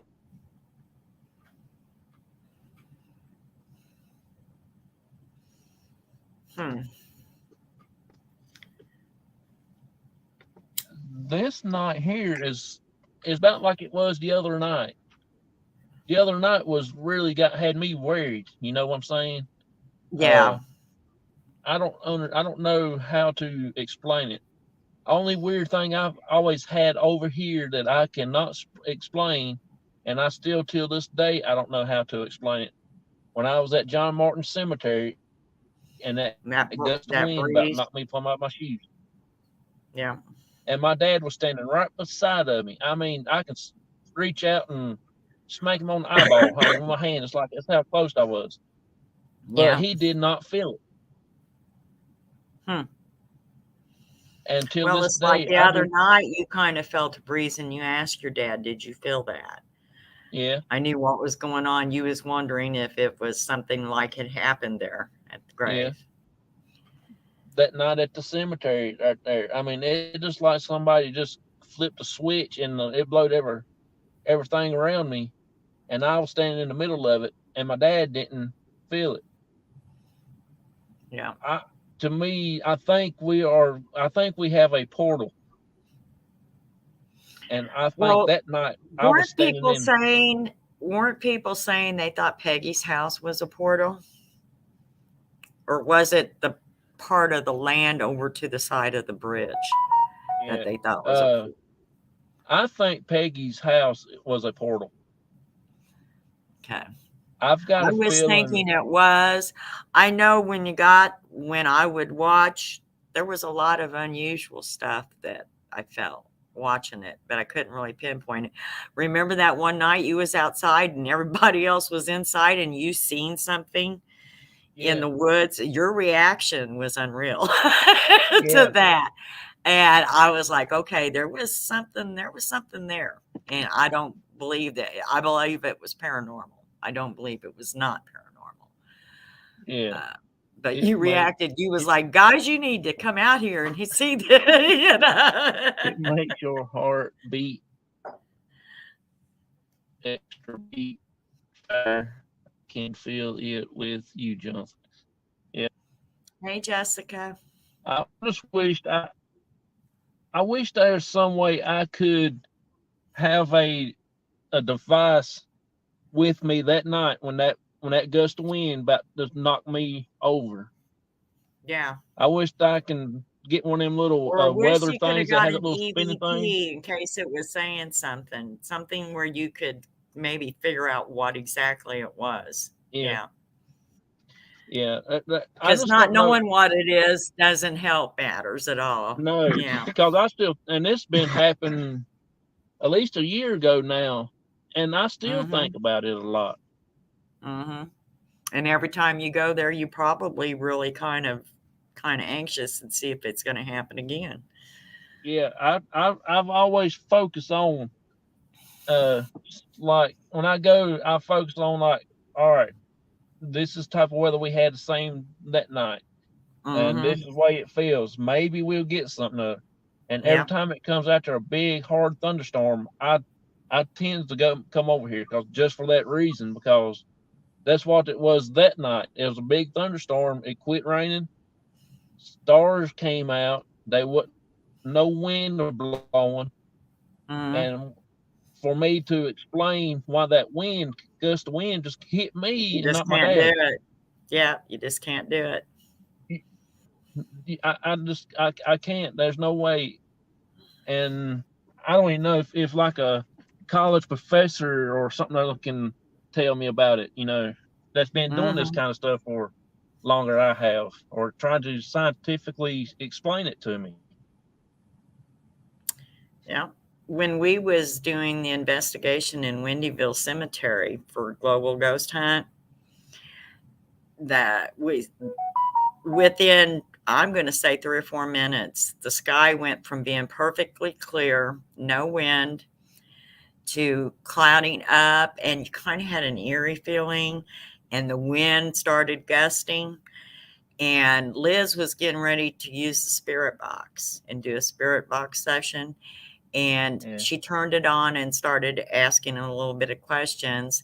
And all of a sudden they were told to leave, to go. And they did. They shut it off and they started to leave. We all loaded up and left. And we was going back to the general store in Windyville, which wasn't even a quarter of a mile up the road. By the time we got up to the store, the sky was back to being clear and there was no wind. But the way it Yeah. was doing and clouded up, I just knew we had rain coming in or something. But it never happened. And we just could not explain what caused that all of a sudden to happen. Yeah. There's come a kitty cat, a gray kitty cat. His eyeballs is all white though. It don't look like a normal cat.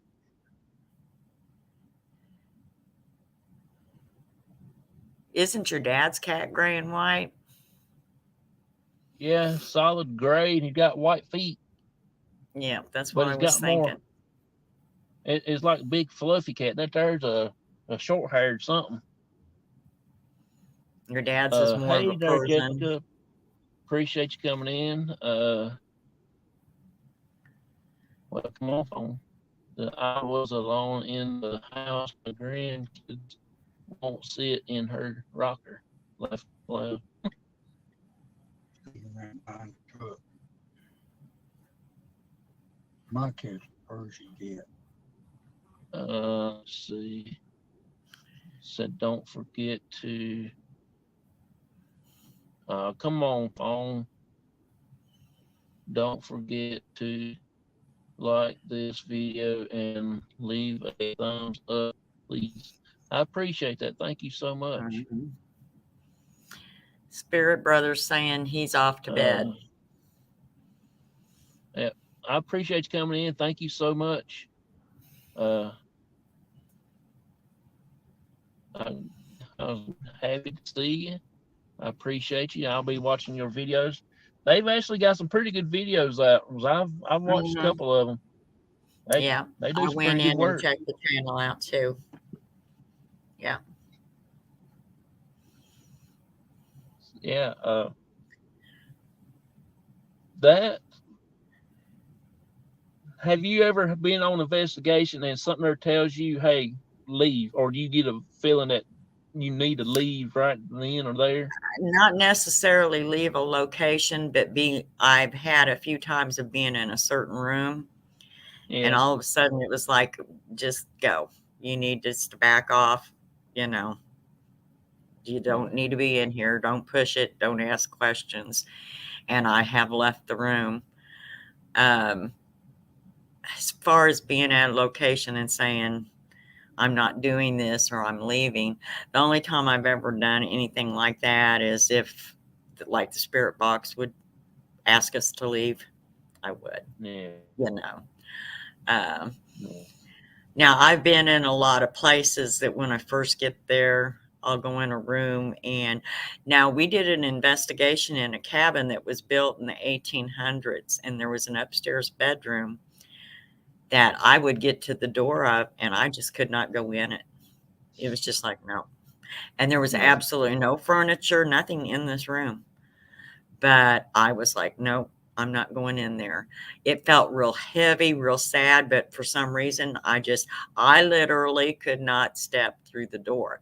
And so I didn't say anything to anybody else until after we had left. And I asked, I said, did you go in the room? Come find out, nobody else in the group would go in that room either. And it wasn't like it was evil. It was just like, no. And I was getting that there was a child in there and something had went wrong with the kid. He had been mistreated or something. And we went back second time to investigate, and the room didn't feel that way. I literally went in the room and asked questions and worked my rods and everything in there.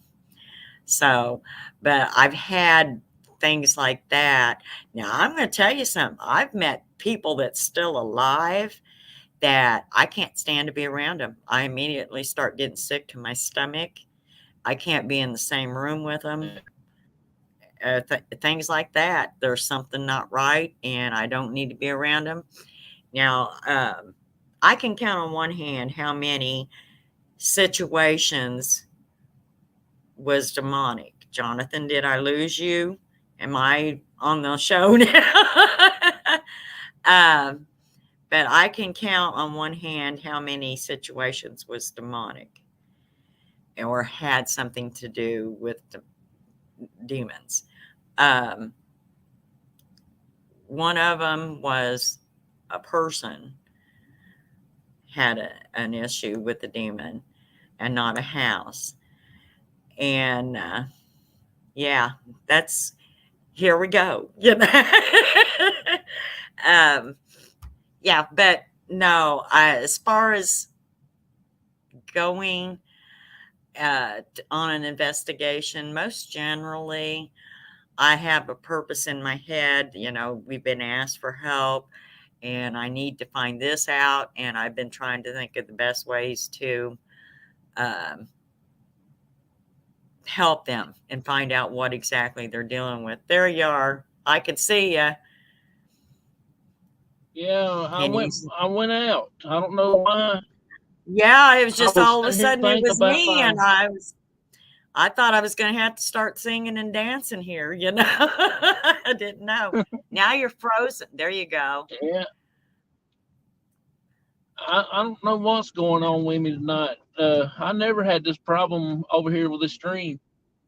I was thinking about going back down that way, coming from the other end, make a circle, but I just don't feel comfortable going back down that road tonight. Normally, you know, I always go down it 2 or 3 times. Yeah, always do a back way on it and go back across. Yeah. I just don't feel right going down that road right now. Is your dad feeling better now? Are you feeling a little better? Yeah. Okay. What's wrong? Okay. He says it feels better.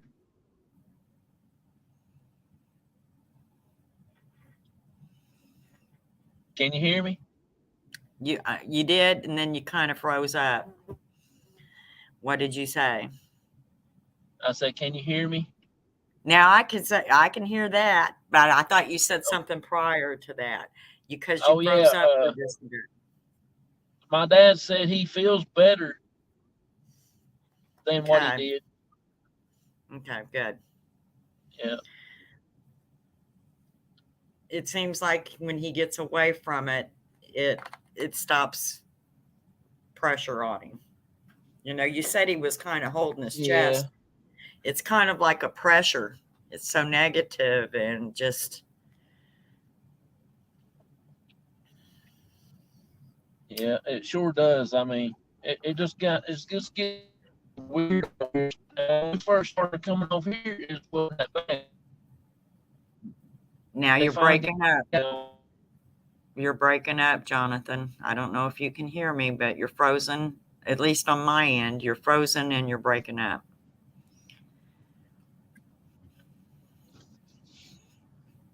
Okay, now I can see you moving. Might be the signal. Okay, now I can hear you too. Okay. Yeah, I think it's my signal. I don't normally have a bad signal through here because I always come live when I come up through here after we go home. Is it foggy? No, Is it? it's just clear I as a was going to bell. say maybe the weather had something to do with it.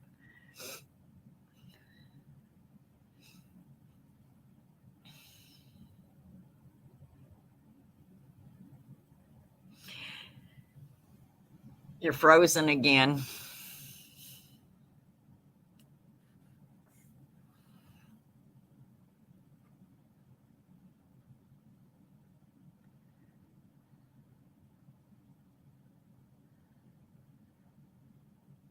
Okay, guys, what song do you want me to sing?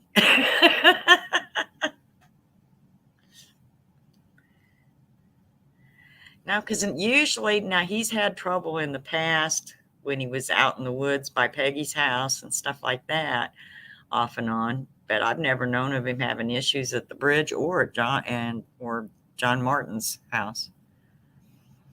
He's probably going to have to go out and come back in. Yeah, that's what he's got to do. Well, does anybody have any questions of me? I don't even know who's all in here.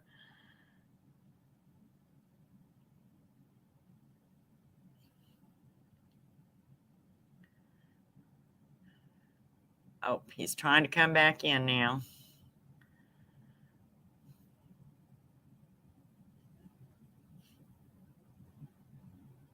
I'm back. I think I lost Vicky. No, I'm here. I'm here. Okay.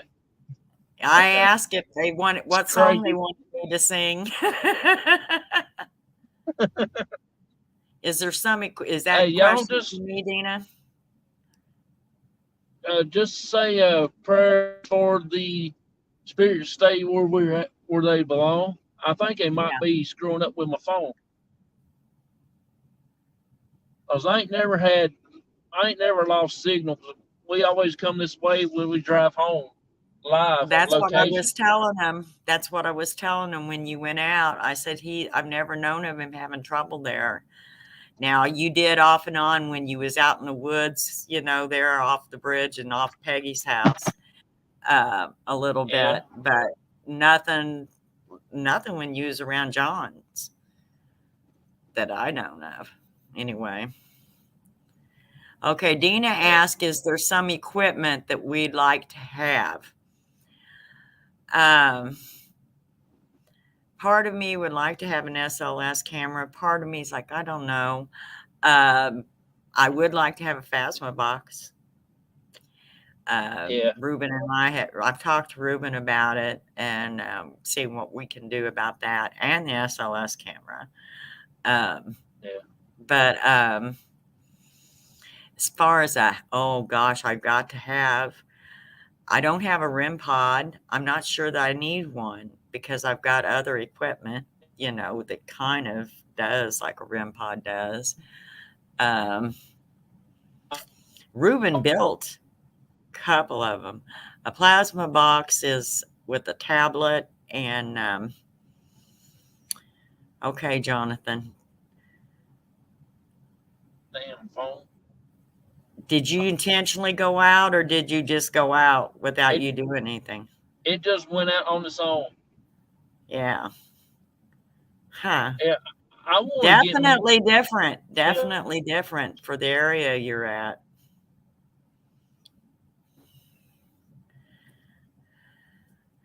Jonathan, he's frozen again. I'll wait till I know he's for sure hearing me. Hey, no. All I heard was hey, and that's it. Okay, now you're laughing, so you're moving. You freeze up, and then there's just nothing audio wise. But you're back, as far as I can tell. Yeah. Can you tell Dina what exactly a plasma? Go ahead. I might gonna have to end this stream and just go back live on YouTube and see if that works. Yeah, it may be It giving you might be issues. StreamYard. Yeah, StreamYard may be having Yeah, some difficulties. because I Okay. got a thing on email from them earlier said that StreamYard was having some glitches that they're working out earlier. Well, that would make sense because, like we said, that I've never known of you having issues around John's. Because I got like 4 bars on service right now on signal, and it And shouldn't you go shouldn't out be like that. doing. Yeah. And it's weird because you're just all of a sudden going out. You're not lagging. Now you are freezing up every once in a while, but you're not lagging. So Dina says Yeah. she blames StreamYard for most issues.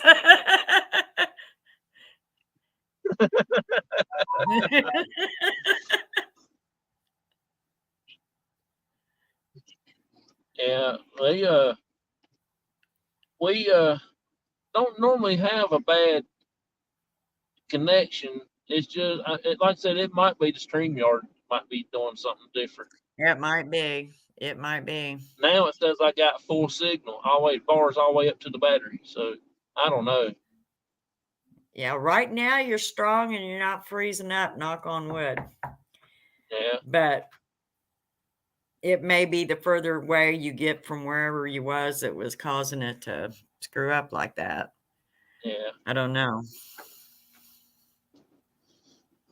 I'm gonna really end it. I guess it's 10:47. I'm gonna go ahead and when I get to town up here, I'm gonna cut regular StreamYard. I mean the regular For YouTube on, YouTube? Okay. and I will go live on it and Okay. see if that'll. If it'll work that way. Yeah, Yeah. because it look like it's getting ready to cut back out here in a minute again. You can tell by what it's doing. Yeah, my I got a little thing blinking up in the top of my corner of my phone, and it's like I guess it's a warning or something. They're getting ready to go out again or something. I don't know. Is your battery dying on your phone? Yeah, my battery's almost fully charged. I got it plugged in. Oh, okay. I was going to say, I thought you usually have it plugged in when you're in the truck. So, Yeah. okay.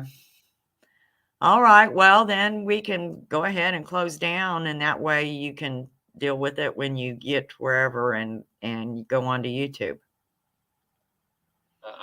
I really enjoyed having you on tonight. I know we kind of strayed away from the paranormal journey from you. Well, that's fine. I It's think we not had the first time you and I've talked too. You know, Yeah. you and I have talked in the past about things. So I think we had a pretty good stream tonight. I actually covered a lot of different things, you know, for everybody. well, and a lot of some of that had to do with what was going on. Yeah. So we ended up discussing different things, you know, and different things that was going on and different ways of handling it. So Yeah. yeah. And it's different. You went live there at the bridge, you know. Yeah. So I think we did a pretty good show because I got a feeling that we might have helped some people out there that watched right. it through our experiences and what we discussed and stuff like that. Right. So Right. I think that we might have touched some good topics and everything like that. Okay, Dina is asking if the plasma box is like a FLIR. I don't think it is because it talks to you. Yeah. And a FLIR doesn't talk to you. Yeah. At least I don't think it does. Plasma box to me, I find that a little bit more. Hey, Sean. Sean came in. Sean just came in. Hey, Native, how you doing, buddy? Sean boy, how you doing, buddy? Yeah. It was strange tonight, but I think I got actually some good things out there tonight. Mm-hmm. Yeah. We talked about different areas and different experiences and things like that, different possibilities of things and that kind of stuff. Yeah. And All some right. of the things that I don't do with investigations, like I don't provoke and I don't, the last thing you want to do is get disrespectful because you just don't know for sure what you're dealing with. Yeah. But I don't want to provoke because I got enough of problems, and I don't want to add something to them problems. Follow yeah, me home and stuff like that. I right, don't want to. I got enough problems to worry about. I don't need that. right, right. But But I'm everybody. I appreciate each and every one of you come out tonight and watch us. okay, hold on a minute. Sean is saying, well, you won't believe this, but, and then that's all he says. Oh, okay. Okay, he said, I landed 4 largemouth bass. So he went fishing today and he got 4 largemouth bass Oh, fish. okay, cool. Yeah. There's your Thanksgiving. Yeah. Yeah. I will be ending this stream, but I will go live on regular YouTube. If Okay, are any of you y'all going to want to wait till you come, get home or are you going to do it on your drive home? probably on my drive home. Okay. That's what I didn't know how much time before you did Yeah. that. I've got about probably 30 more minutes to get my dad home, and then I get home. So that'll be about 35 more minutes. Okay. I will end this stream, then as soon as I end it, I will cut right back on through YouTube. So Okay. whoever wants to stay, hang out with us, you're more than welcome to until we get to the house, and then we will say our good nights. But I do appreciate each and every one of y'all for coming, and I hope that what we talked about tonight kind of helped out Right. Or gave people in them the chat. some ideas of how to deal with things too. Yeah, if you actually like want to do paranormal, or if you actually have some paranormal stuff happening to you and you don't want to investigate, stuff like that. Right. You don't want to have someone come in and investigate either, but yet you would like to have some answers too. Sometimes Yeah, that helps. Yeah. yeah, and stuff just to try to help ease your minds and things like that. Because I know a lot of times I have the same problem that I don't want to investigate, but I don't want to. Have someone else come in. Yeah, because sometimes I feel like the spirit, like at my dad's house, I know there's something there, but I don't want to investigate it because I don't want to stir up something there and might cause problems to my dad later down the road or something if we get something stirred up. Right. I think my opinion on something like that, unless it's scaring him or upsetting him, Yeah. I wouldn't worry about it because more than likely it's family. Yeah, I think it's the woman that lived there before my dad, the one, Okay. his landlord's grandparents. Oh, okay. I think she's there just to check on the house. She likes the way my dad is taking care of the house.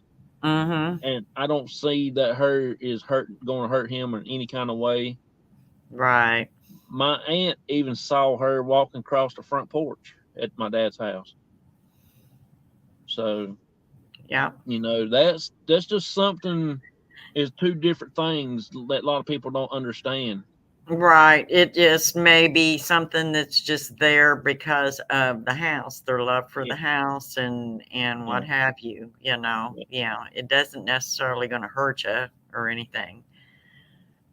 Only time to get concerned is if they're interacting to the point of like scratching or waking up with bruises or constantly pestering you or something like that. Yeah.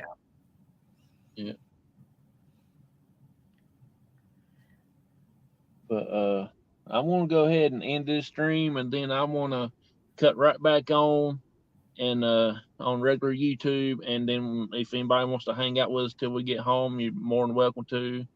I really appreciate each and every one of y'all. So let me find a ending video right quick right here. But are you sure it's the right one now? Yeah, I guess I will play the the cop ones are. Well, I'll play this one, but I appreciate each and every one of you, and thank y'all so much. Thank you, Vicky, for coming on, and That's and no I problem. think this was an awesome video. So it's a All good right. learning curve. Yeah, well, it's kind of, you kind of talk through things and figure things out and how you Yeah. want to handle things and things. Yeah. So, I might have to do one of these shows every week, once a week, just to try to help people from our point of views and what we have experiences with and stuff like that. right, So I think right. this will be a pretty good idea. Yeah. Okay. If you could get Spirit Brothers to come on, you would definitely get a different viewpoint because he's from the UK and he's Yeah. had a lot of experience with different things. And Yeah. so, and everybody has their own way of investigating too and different ideas. So Yeah. it I may be will. something for you to think about. I will try to reach out to him. I will definitely reach out to him. Yeah. Because he So seemed to kind of connect to you. He said that you was having strong, and the reason you was putting out strong energy was because you were worked up and a little worried about your dad yeah. because he was starting Yeah. to feel bad again. Yeah. Well, Vicky, you have a blessed night. If you still You want to too. hang out with us, you're more welcome to come back on. And but I Well, hope you have a awesome and wonderful night. Okay. Thank you all so right. much. You too.